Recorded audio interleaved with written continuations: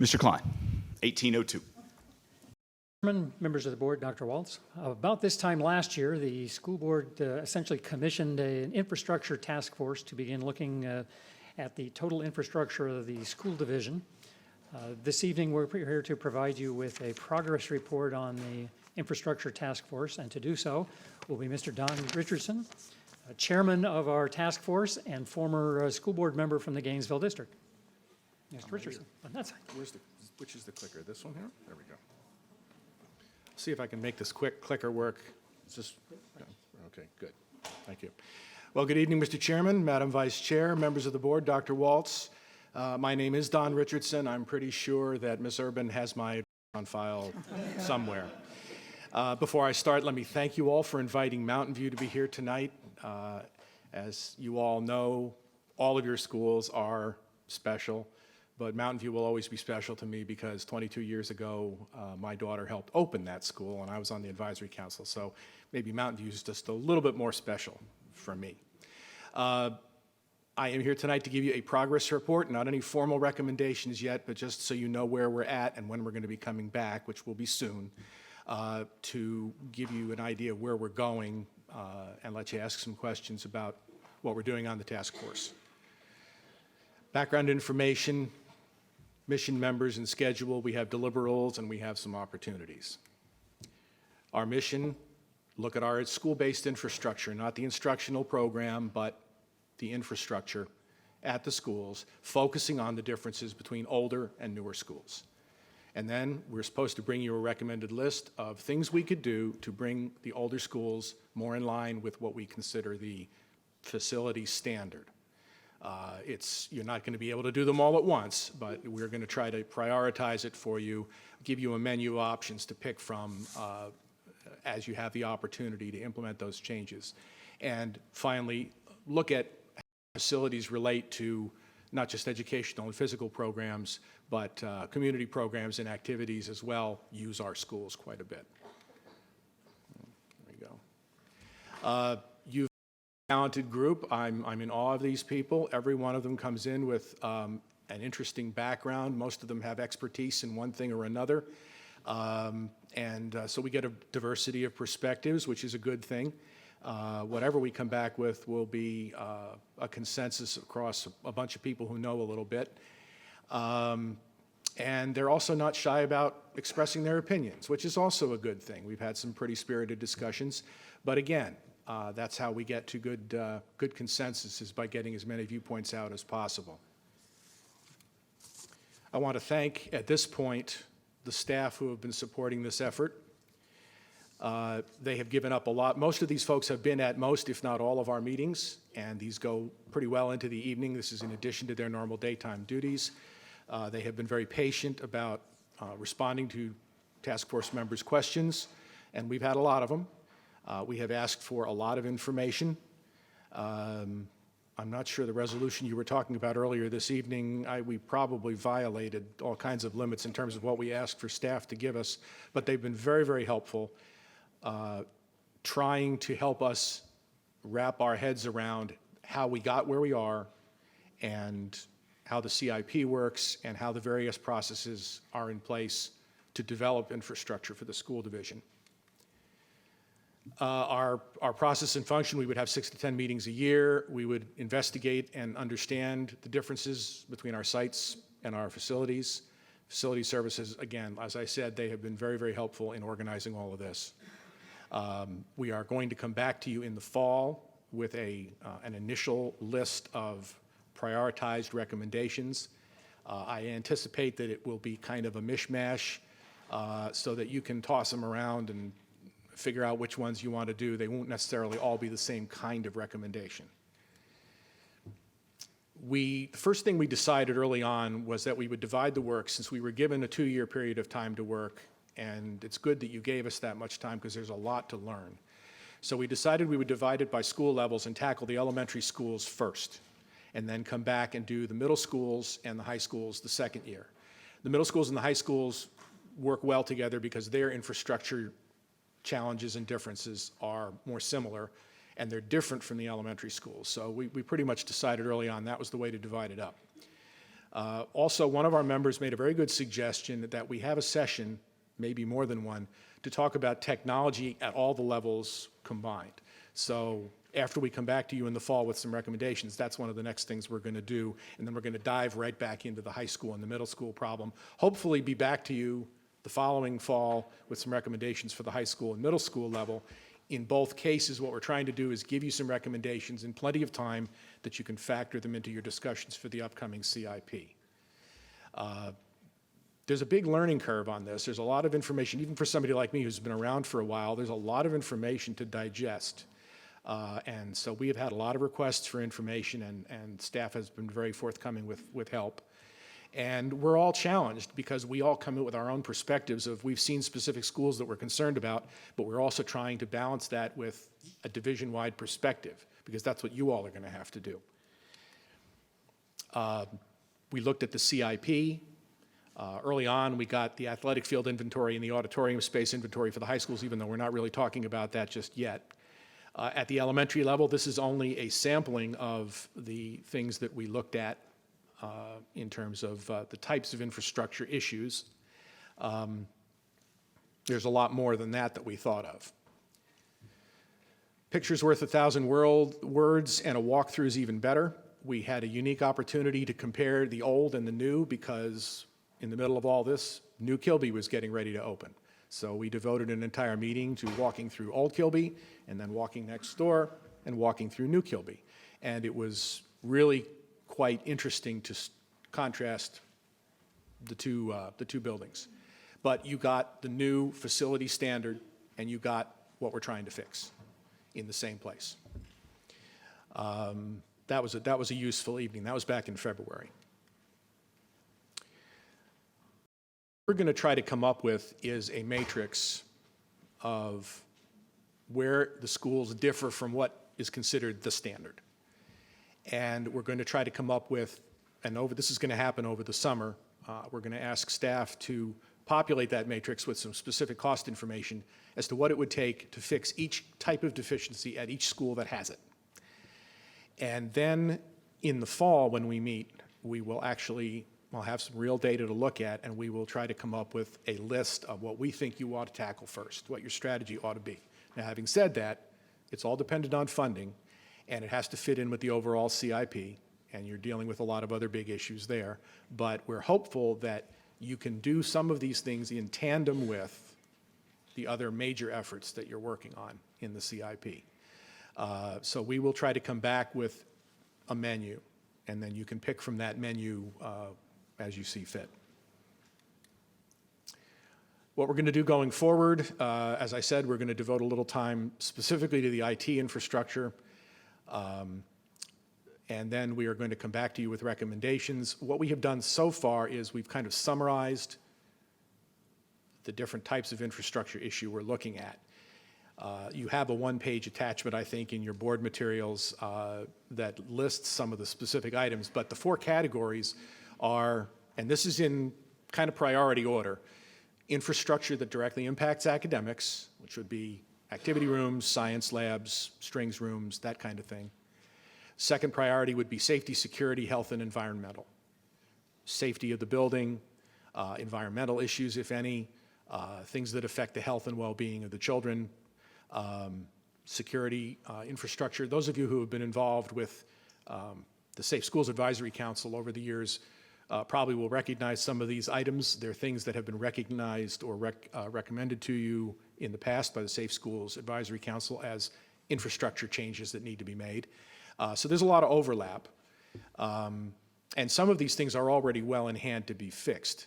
Some of the items you'll see on the list are actually things that staff has already been able to address, or at least mostly address, or they're well on the way to addressing.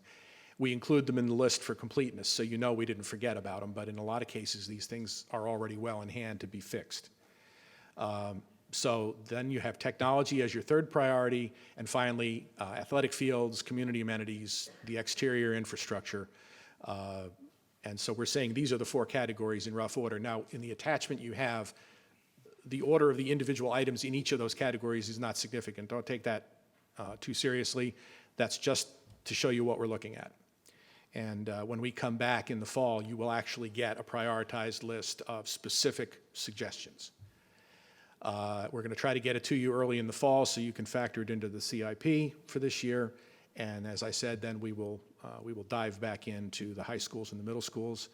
We're going to try to come up with some kind of an objective rubric that allows you to, if you have two different schools that appear to have equal numbers of issues, which one do you do first? And we don't want that to be based on subjective grounds. We'd like that to be something objective, so everybody agrees that it's fair. And that's really all I have for you. I'd be glad to take any questions you might have. Thank you. Questions, comments? Oh, I'm sorry. I didn't see Miss Jessie. First of all, I want to thank the committee. When we're looking at some of the academic features, and you talk about we need science rooms and different internal kinds of consideration, does this committee align itself with some of the, for me, the overcrowding issue will take care of some of the infrastructure issues. For example, you don't have a science lab and you don't have a cafeteria space. It all seems to align. Are you working with or are communicating with, for example, we have this joint board now, and are you familiar with that work? Yes, and it yes. looks like there's several kind of committees that are the safety committee. And is there some way we can somehow bring all this together, or have you thought that far? Well, one thing we did suggest was to go back to the Safe Schools Advisory Council and ask them perhaps to add as an agenda item for their upcoming year, to go back and revisit the work they did several years ago with the infrastructure. I know recently the Safe Schools Advisory Council has moved more toward mental health and anti-bullying efforts, but there was a time when one of their major focuses was on the security infrastructure. So we suggested that it might be good, they could help us. We could leverage their expertise to maybe update that list. As far as the overall, the overcrowding issue, you've got the joint board committee going on right now. You don't need a task force to tell you how important it is to get as many enclosed classrooms as you can. My feeling, and I'm just speaking personally, would be that that's the macro issue infrastructure-wise, and we're talking about some of the micro infrastructure. And what you probably should think about is, as you address building new buildings to enclosed classrooms and get rid of the trailers, you look at some of our recommendations kind of in tandem with that and see what's the most efficient way of addressing both at the same time. I'm just wondering, though, if there should be some sharing of, I don't think that our committee, for example, even know that you're doing this work. And I do think that the overcrowding issue aligns itself. Now, I know that the overcrowding issue is a macro issue. So, in fact, I was thinking about science labs. But, tonight we had all these students here talking about the need for hands-on and project-based learning, and they have science labs, and some schools don't, and that should be a right. And even to a point of thinking about mobile labs, maybe we should have mobile labs going from one school to another school for those schools, because it's going to take a long time before we can actually build a school and add labs and those kinds of things. So our meetings are open to the public, but I would invite you or a member of your committee to at least come and listen to see what we're doing so that we're all kind of on the same page. Ms. Jessie, I agree with that totally. I think that's a great idea. I would Thank be you. happy to come and attend one of your meetings. Thank you. And if the committees would like a quick briefing like this one, I'd be happy to provide it. I think it's important that people understand that just because we're not dealing with that issue in our task force, that doesn't mean that we're not painfully aware of it. We've talked about it quite a bit in our meetings, but we felt that it was kind of beyond our brief to really try to come up with those solutions when you were dealing with it at a board level. But certainly that's an excellent idea. Thank you. And I'd be happy to join you. Thank you very And much. the superintendent could let me know when your scheduled meeting is. We'd be happy to join you. Thank you.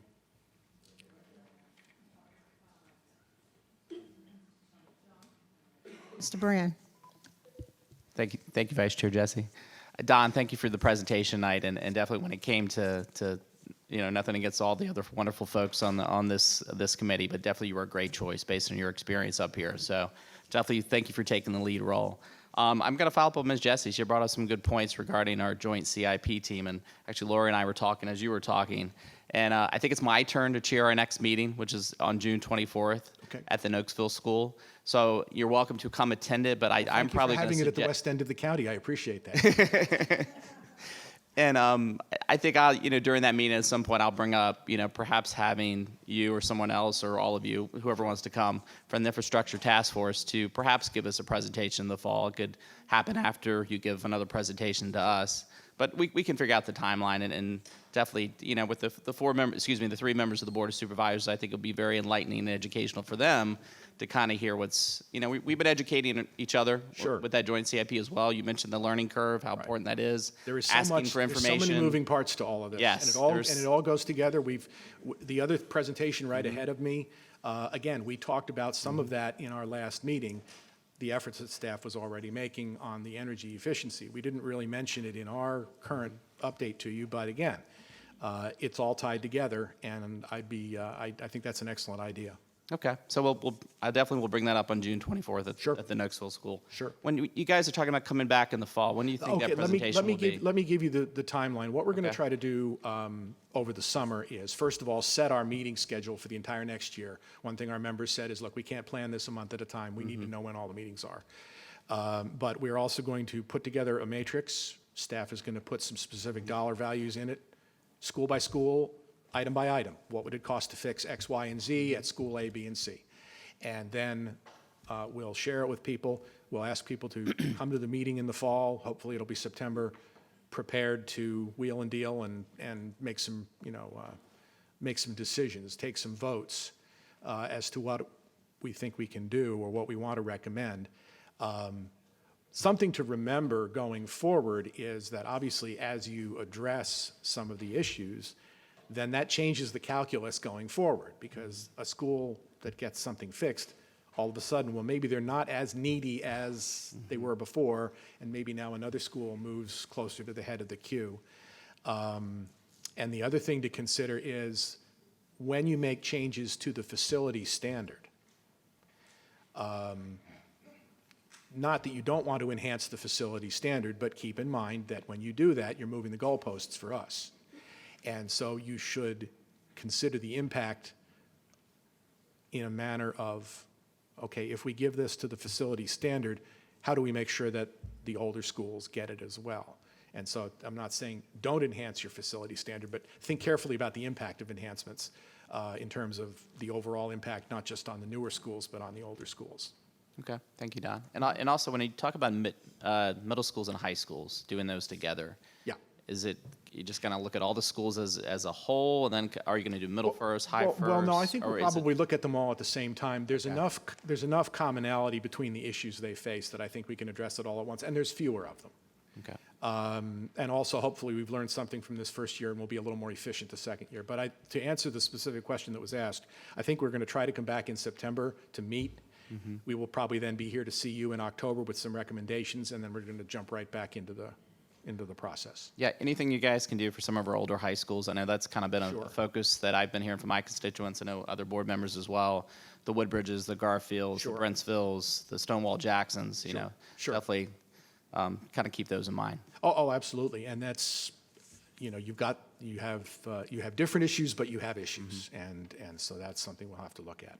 Okay, thank you, Don. Thank you, Mr. Brand. Ms. Williams. Thank you. I'd like to thank you for your presentation and the task force for doing the work that you're doing and undertaking. I do have some suggestions. First one would be some common definitions of terms, because I think that was something I brought up in the joint committee. Everyone may have a different idea of what a building standard is, and so that can kind of set people off on different pages when we're all trying to move forward together. And then also I respect and understand your advice, Tess, about when we're looking at new schools and comparison to older schools and raising that level or advancing that standards.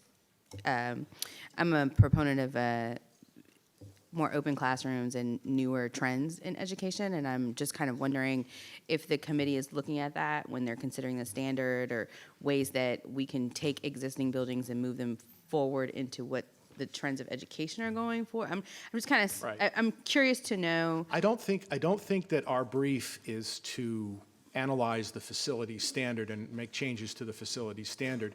The facility standard, the schools we are building new right now, that's our baseline. That's Okay. what we're trying to catch up to for the older schools. If you want to get into discussions about, well, what should the facility standard be, that's a whole nother ballgame that would take another year at least. Because there's as many opinions as there are people on the task force, I expect, about, well, what should or should not be in the standard. We need a starting point.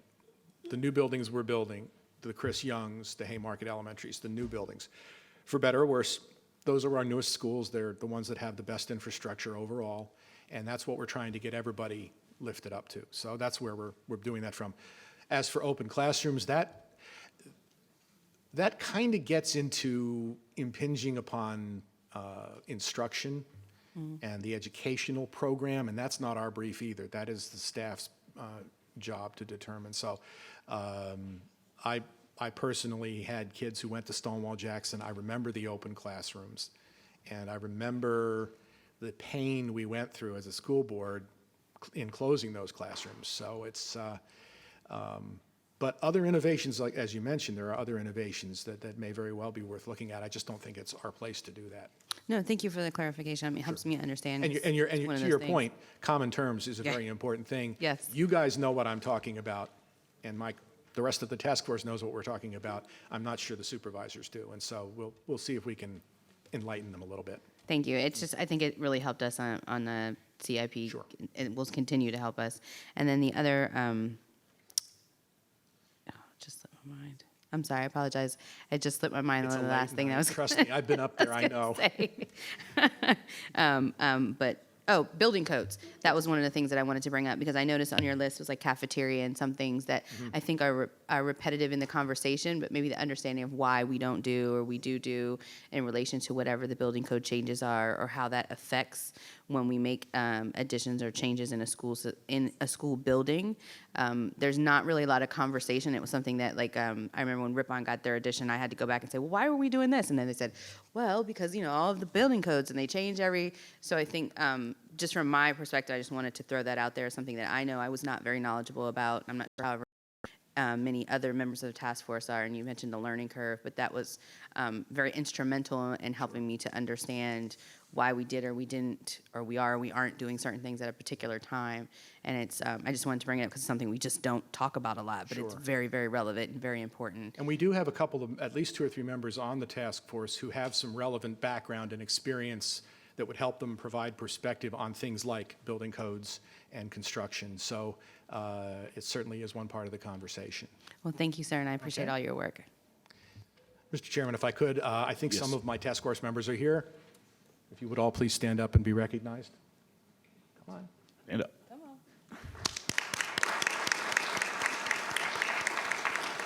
This is something, it's a sizable investment of time. And if you take it seriously, it's not just going to the meetings, it's also getting the materials at home and reviewing them and coming up with some ideas. So I appreciate their efforts, and it's going to be a product once we get done. So, Any other comments from the board? Mr. Deutsch. A couple quick questions. How often have you all been able to meet over the course of, I guess, the last year since y'all started? we've had 5, 6 meetings. Help me out, Dave. How many have we actually had? I think we had 5, including the site visit to Kilby. Total of 5, starting in the fall. Okay. It's difficult to get to people scheduled, Sure. especially around the holidays, and we don't want to have meetings where we only have 5 or 6 people present. What we're going to try to do for next year is schedule the whole thing all at once so that everybody knows at the start of the year when the meetings are. But we've gone through a lot of information, and I think 5 or 6 meetings a school year is probably about all you can ask people to do. We could meet more often, but we're getting there. And I think we'll be able to wrap this all up within the 2-year time frame that was originally put out there for the task force. Or maybe a couple extra months, maybe. There isn't a concern that maybe having more like one meeting a month would allow more It's, production? well, part of it is scheduling the task force, and part of it is scheduling staff, because you saw the chart, we have a significant number of senior staff who are coming to most, if not all, of our meetings, and they have to, if they're coming to the meeting, they have to prepare for the meeting during the day, and we're trying to strike a balance between getting what we need from them without, without totally monopolizing their time. I'm sure they're spending time supporting your board joint committee as well. So we're trying to be respectful of that and not totally overwhelm them. Do we have too many staff involved in the joint task force meetings? I'm sorry? Do we have too many staff members involved in joint task force or in the, When you say, infra- when you say committees, sorry, in the infrastructure task force committee, or, who are you talking about? Are you talking staff? yeah, you were just referring to support staff time, like. Well, no, the folks on the second chart I gave you tonight were all of the Prince William County staff who have been supporting Sure. the infrastructure task force, and most of them have been coming to most, if not all, of our meetings and providing answers to questions and research materials that we ask for. Sure. So, Okay. Anyone else? Ms. Satterwhite. Thank you, Mr. Chairman.